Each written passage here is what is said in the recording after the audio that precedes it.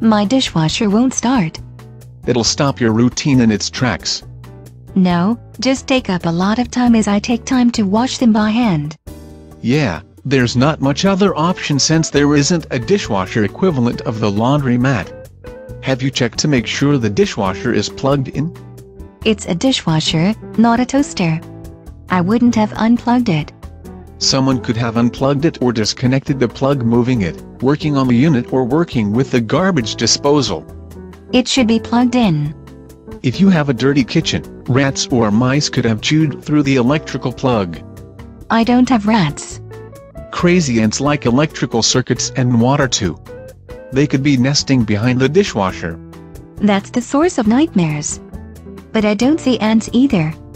The start button might be broke, especially if you push it as often and hard as an elevator button. I'm not abusing the control panel. Does the steam vent blow right under the control panel or start button?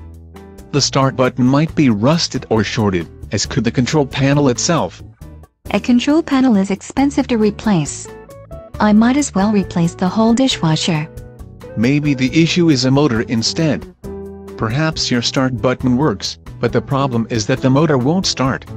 That's almost as expensive to replace as a control panel. But the repair guy can repair that rather quickly and even get a replacement one from something whose control panel burned out. Any other ideas? Look at the control panel for error codes.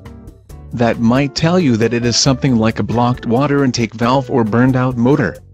That's certainly enough information to prevent being ripped off by a repairman who says the muffler bearings need to be replaced. Mufflers don't have bearings, and washers don't have mufflers. Well, maybe Maytag models need a muffler. Now you know why I have to be careful with repairmen.